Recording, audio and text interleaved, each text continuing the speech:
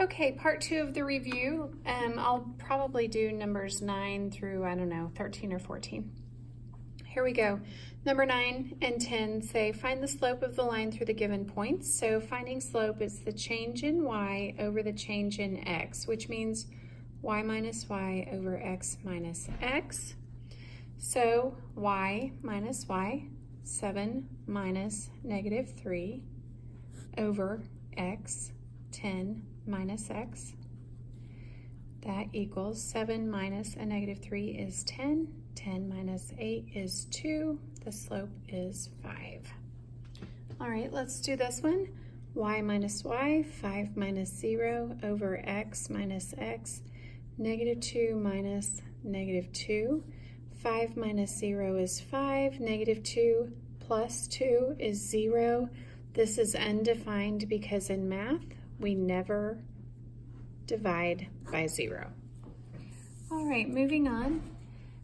For 11 and 12, we're supposed to identify the slope and y-intercept of the line with the given equation. Use the slope and y-intercept to graph the equation. Okay, so first, this is in slope-intercept form, the y equals mx plus b. So here's my y-intercept, here's my slope. Slope is 4/3, y-intercept is negative 7. And to graph this one, let me draw my axes on here. Might be really handy if I do this for you on the test. I'll see if I can get that done. All right. So my y-intercept is negative 7. 1, 2, 3, 4, 5, 6, 7. My slope is 4/3 up 4. 1, 2, 3, 4 over 3. 1, 2, 3. There's my other point. And I can graph that easily using a straight edge. Get the right angle here. And there's my line. Okay, number 12. In order to use slope-intercept form, I'm going to have to solve for y on this one. So I'm going to add 6x to both sides. And I get y equals 6x minus 2. So now my y-intercept is negative 2 and my slope is 6. So again, I'm going to draw my axes on here.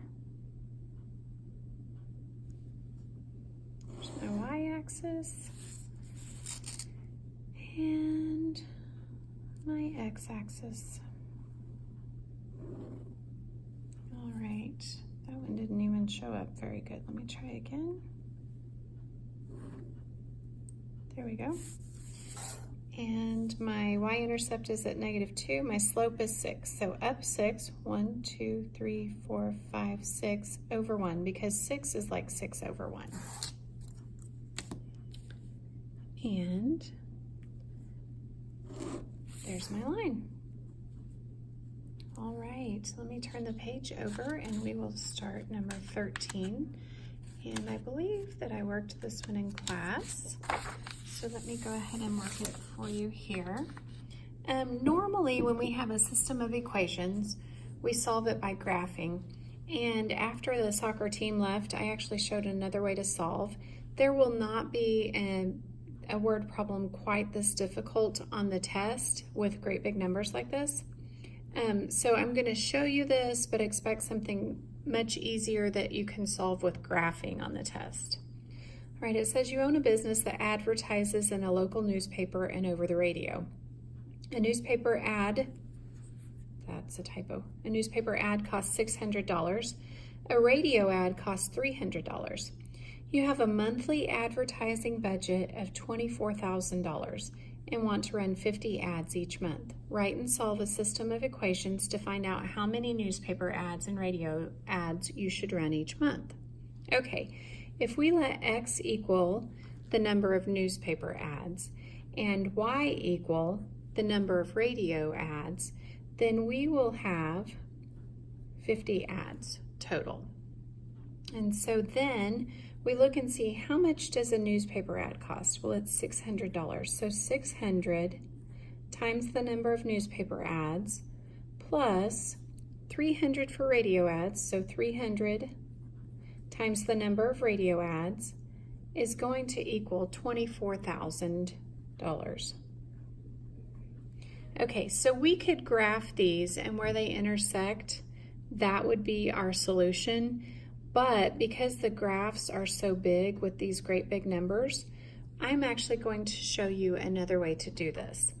If I take this equation up here and solve for x, so x plus y equals 50, subtract y from both sides, x equals negative y plus 50.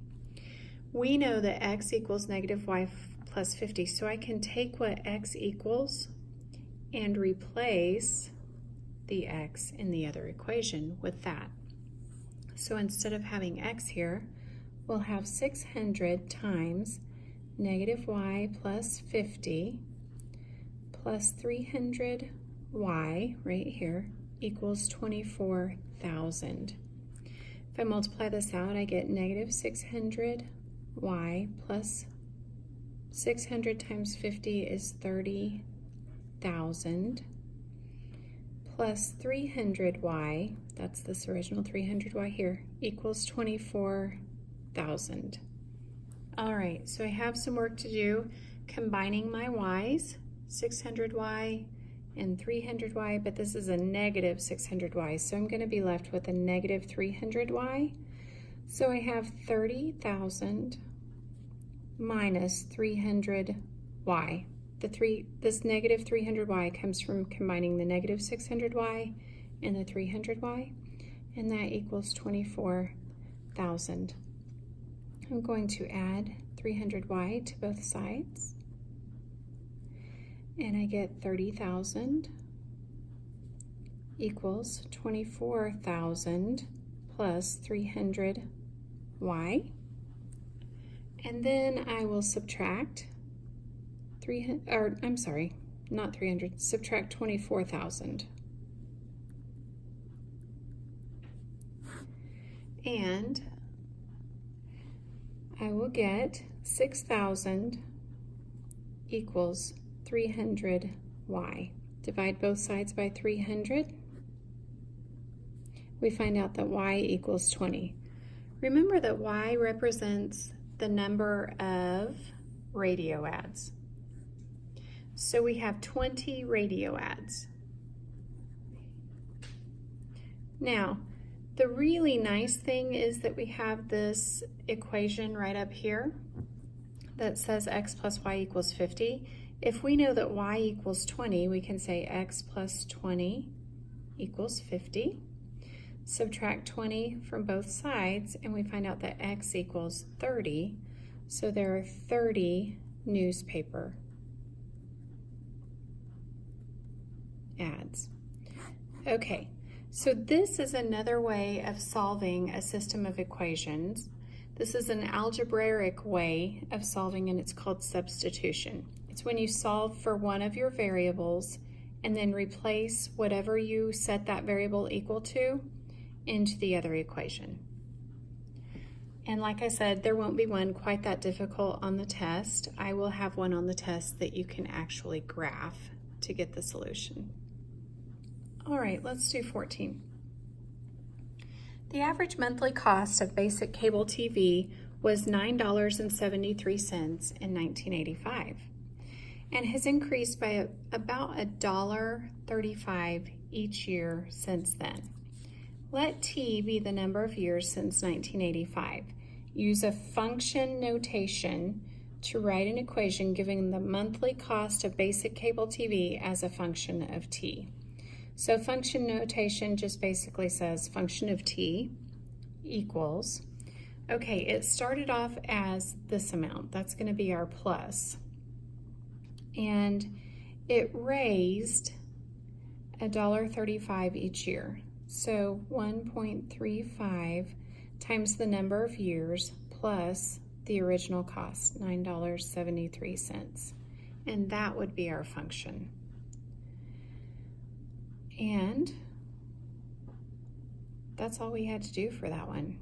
it just says use a function notation to write an equation given the monthly cost of basic cable TV is a function of t. You don't even have to solve. You just have to write the function notation. All right, so that is number 14. Let me go ahead and work through number 15 and 16 for you. Here are some more linear systems. This is the normal way that we would solve linear systems, by graphing. So we're going to solve these by graphing. These are both in slope-intercept form, and so they will be easy to graph. Let me just draw my x and y axes on my graph paper.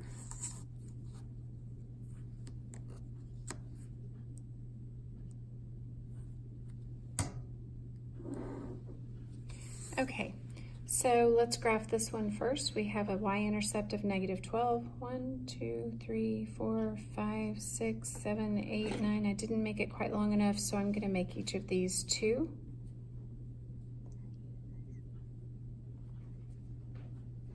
So there's my y-intercept, and at the same time I'll make each of these 2 just to keep it even. And these are negatives, by the way, because I'm going down from the origin. So -12, I have a slope of -2. So here's 2, and then over 1. So my line looks like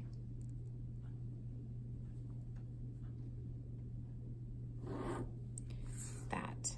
So if you used 1 for each of the square and just moved up your x-axis, you would have had enough space to do just 1 instead of doing it by 2s. So 1 unit per square.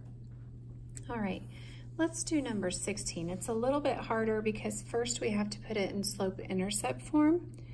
So on the first equation, the 2x plus y equals 1, I'm going to work it right here. I'm going to subtract 2x from both sides, and I get y equals -2x plus 1. For this one, I'll work it right here. I'm going to subtract 4x from both sides.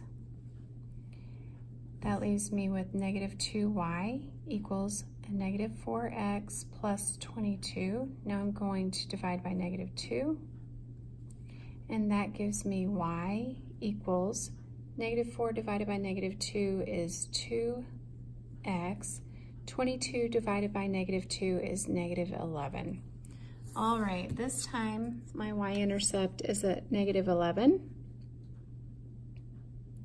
And so I actually am going to make my graph so that I could do 1 unit for each square instead of 2 units for each square. So this is 1, 2, 3, 4, 5, 6, 7, 8, 9, 10, 11. There's my y-intercept on this graph, and my slope is 2, so 1, 2 over 1. There's my first line.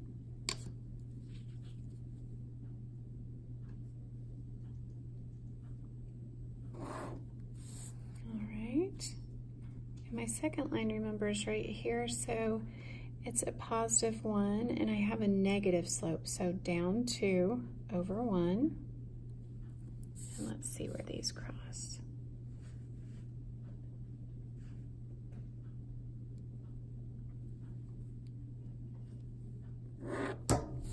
All right, so it looks like they cross right there. That is, x is 1, 2, 3, and y is -1, 2, 3, 4, 5. So 3, -5. And we actually forgot to graph both of these equations over here because I'm maybe a little bit tired. So I only graphed this one. Let's graph this one as well. Y equals x minus 3. My y-intercept is -3. My slope is 1, so up 1 over 1 right there. And I'm actually going to do down 1 over 1 as well so I can get a good line. When I work this one,